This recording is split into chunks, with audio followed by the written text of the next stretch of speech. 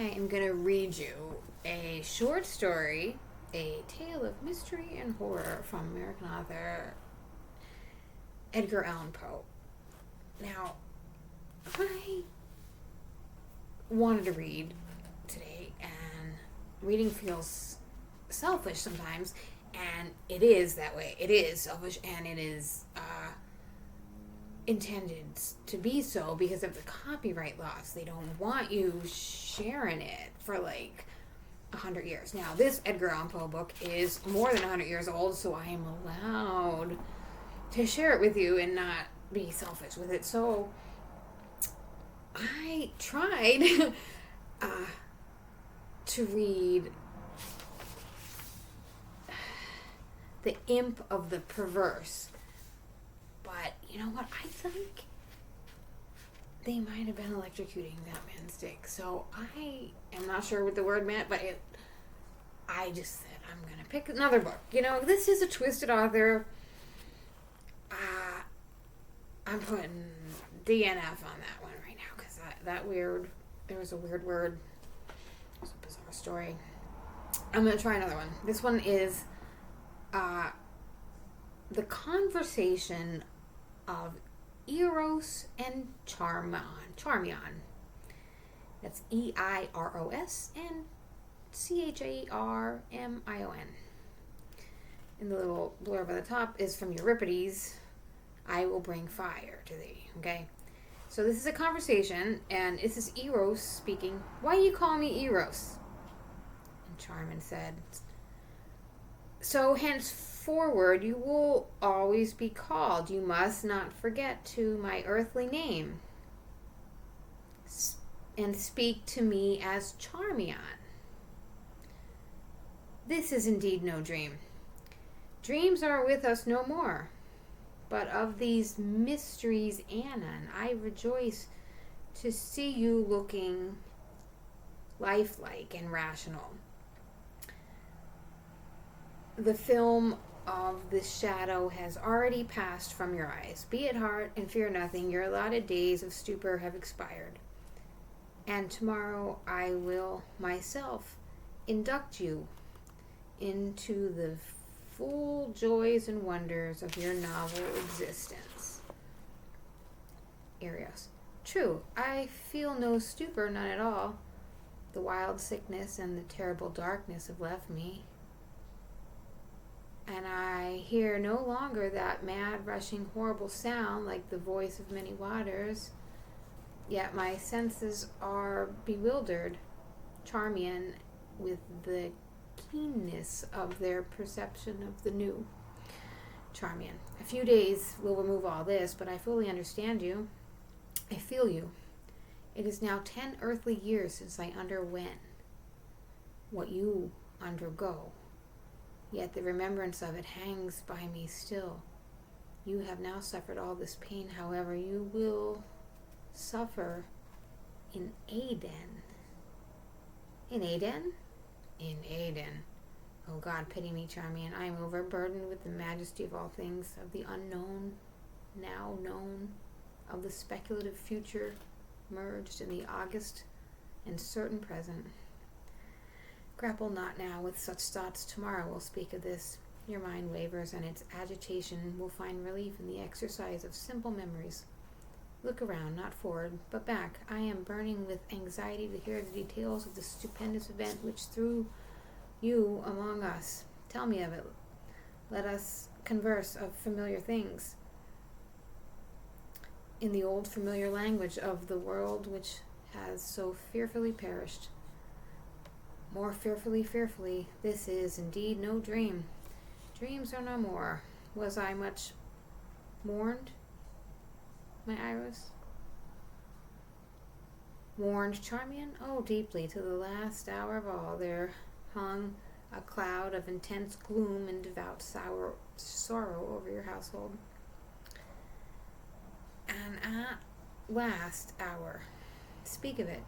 Remember that beyond the naked fact of the catastrophe itself, I know nothing. When, coming out from among mankind, I passed into the night through the grave. At that period, If I remember aright, the calamity which overwhelmed you was utterly anticipated. But indeed, I knew little of the speculative philosophy of the day. Eiros. The individual calamity was, as you say, entirely unanticipated, but analogous misfortunes had been long the subject of discussion with astronomers. I need scarce tell you, my friend, that even when you left us, men had agreed to understand those passages in the most holy writings which speak of the final destruction of all things by fire as having reference to the orb of the earth alone. But in regard to the immediate agency of ruin, speculation had been at fault from that epoch in astronomical knowledge in which the comets were diverse of terrors of flame. The very modern density of these bodies had well been established. They had been observed to pass among the satellites of Jupiter without bringing about any sensible alteration either in the masses or in the orbits of these secondary planets. We had long regarded the wanderers as vapory creatures of inconceivable tenuity and altogether incapable of doing injury to our substantial globe, even in the event of contact.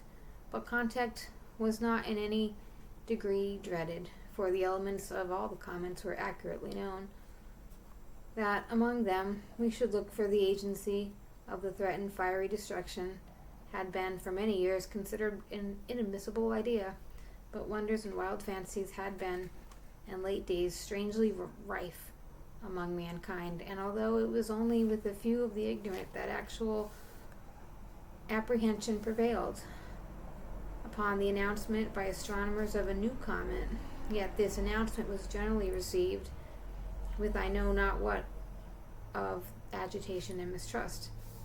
The elements of the strange orb were immediately calculated, and it was at once conceded by all observers that its path and perihelion would bring it into very close proximity with the earth. There were 2 or 3 astronomers, a secondary note, who resolutely maintained that contact was inevitable. I cannot very well express to you the effect of the intelligence upon the people for the very short days. They would not believe an assertion with their intellect so long employed by the worldly considerations could not in any manner grasp. But the truth of the vitally important fact soon made its way to the understanding of even the most stolid. Finally, all men saw that the astronomical knowledge lied not, and they awaited the comet. Its first was not, at first, seemingly rapid, nor was it the appearance of the unusual character. It was dull red, and it had little perceptible trains. For 7 or 8 days we saw no material increase in its apparent diameter, but its partial alteration in its color. Meanwhile, the ordinary affairs of men were discarded, and all interest absorbed in the growing discussion instituted by philosophic in respect to the cometary nature. Even the grossly ignorant aroused their sluggish capacities to such considerations. The learned now gave their intellect to soul to know such points as the allaying fear or the sustenance of love theory. They sought, they panted for right views, they groaned for perfect knowledge. Truth arose in the purity of her strength and exceedingly majesty, and the wise bowed down and adored it. A material injury to our globe or its inhabitants would result from the apprehended contact was an opinion which hourly lost ground.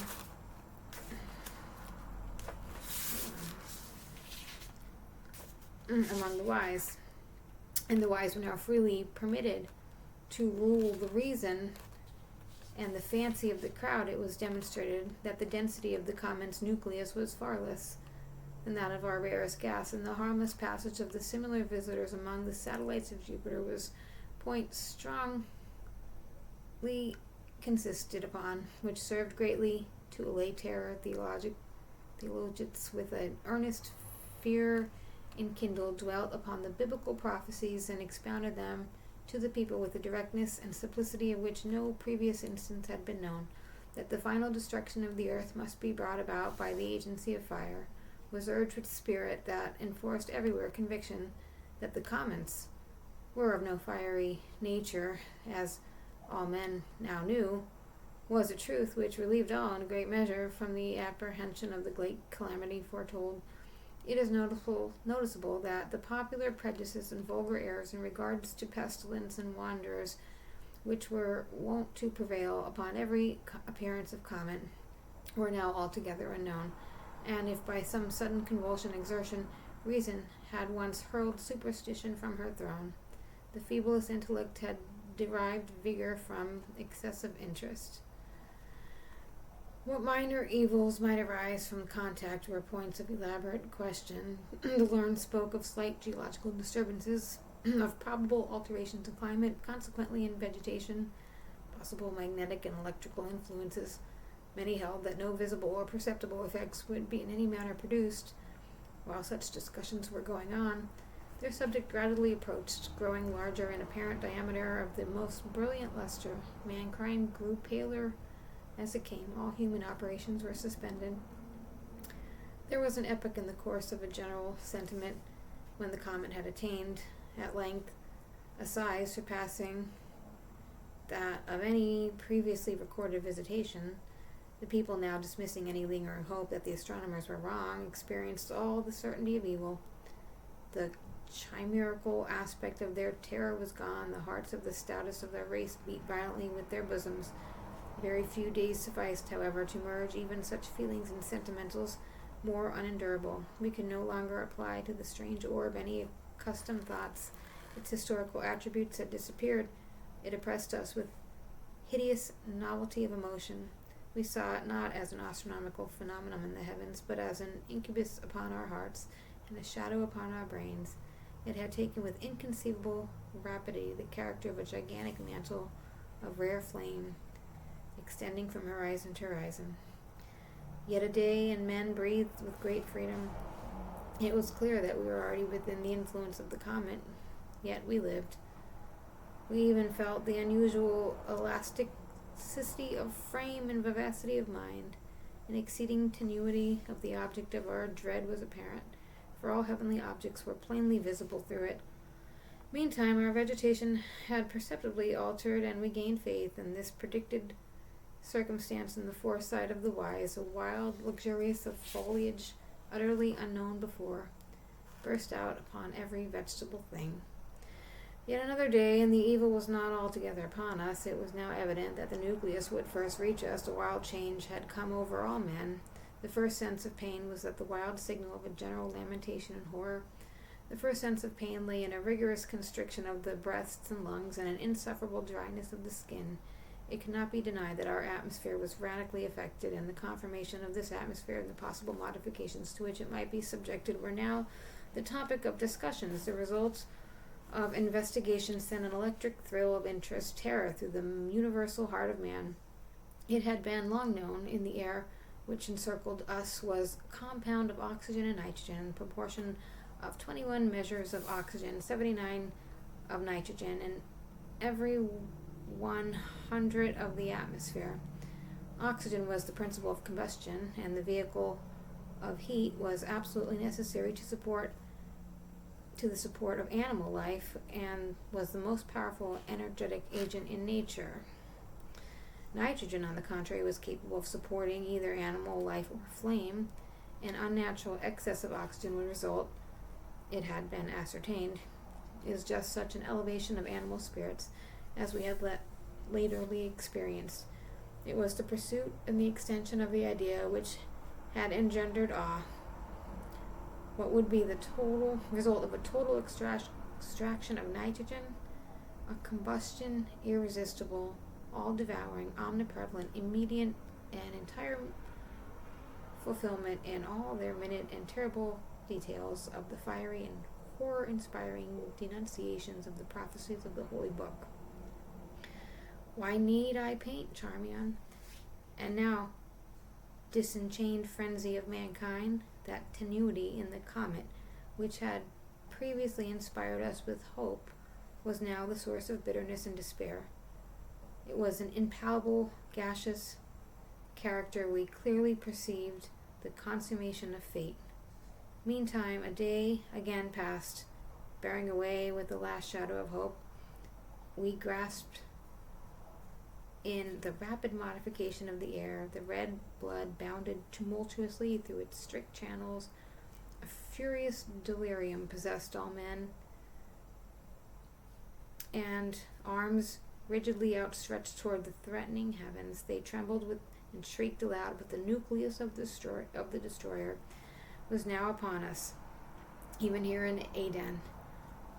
I shudder while I speak. Let me be brief as the ruin that overwhelmed. For a moment there was a wild lurid light blown, visiting and penetrating all things. Then let us bow down, Charmion, before the excessive majesty of the great God. And then there came a shouting and pervading sound, as if from the mouth of him, while the whole incumbent mass of ether in which we existed burst at once into a species of intense flame, whose surpassing brilliancy and all fervid heat, even the angels in the high heavens of pure knowledge have no name. Thus ended all.